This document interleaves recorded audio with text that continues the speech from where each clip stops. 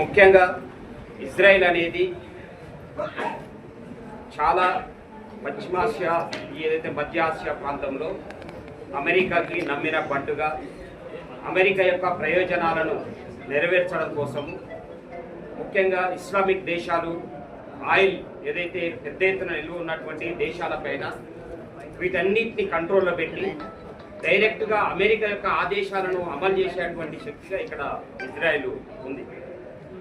మనం చూస్తే నిన్న G7 కంట్రీస్ అది చెప్తున్నాయి ఏమని, ఇజ్రాయిల్ యొక్క రక్షణ కోసము ఇరాన్ అనేది అణుబాంబు తయారు చేయకుండా నిరోధించేటువంటి హక్కు ఇజ్రాయిల్కి ఉందట. అంటే 90 లక్షల జనాభా ఉన్నటువంటి ఇజ్రాయిల్కి ఏమో తన ప్రజలను రక్షించుకోవడానికి అణుబాంబు కలిగి ఉండేటువంటి హక్కు ఉంటుందట. 9 కోట్ల జనాభా ఉన్నటువంటి ఇరాన్కేమో హక్కు ఉండదు. అంటే చాలా విచిత్రమైనటువంటి వాదన. అంటే ఇలాంటి వాదనలను ముందుకు తీసుకొచ్చి ఇజ్రాయిల్ని ఒక పెంపుడు కుక్కలాగా ఇప్పుడు అక్కడ పెంచి పోషిస్తున్నటువంటి స్థితి మనకి కనిపిస్తూ ఉంది.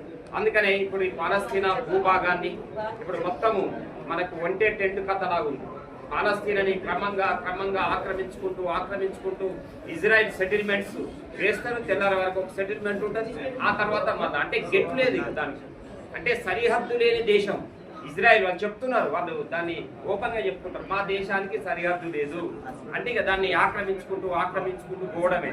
అంటే ఇంత దుర్మార్గమైనటువంటి ఈ దురాఘాతాలకి వెనుక ఉన్నది అమెరికా సామ్రాజ్యవాదం.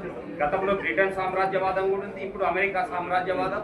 ఇప్పుడు G7 కంట్రీస్ అన్ని కూడా ప్రకటన చేసినాయి. అంటే ఇవన్నీ కూడా దాని వెనకాల ఉన్నటువంటి ఇది కుట్ర. అందుకనే గతంలో పాలస్తీనా మీద ఇప్పటికీ కొనసాగుతున్నటువంటి దాడి, మనం వాళ్ళని మొత్తం పాలస్తీనా ప్రజలకి కనీసం మంచినీళ్లు తాగడానికి మంచినీళ్లు కూడా పోనివ్వట్లేదు.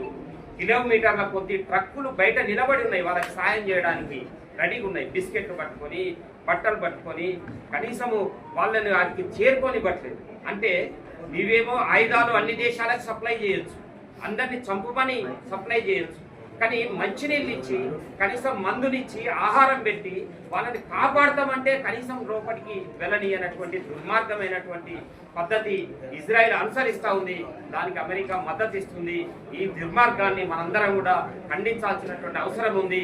పాలస్తీనా స్వతంత్ర దేశంగా నిలబడేంత వరకు మనం వాళ్ళకి అండగా నిలబడతామని చెప్పేసి స్వాతంత్ర పోరాటంలో యాసర్ అరాఫత్తో పాటు మన దేశ ప్రజలం కూడా వాళ్ళకి హామీ ఇచ్చున్నాము.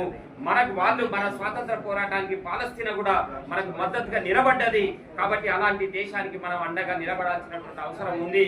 ఇక్కడ ఉన్నటువంటి మోడీ ప్రభుత్వము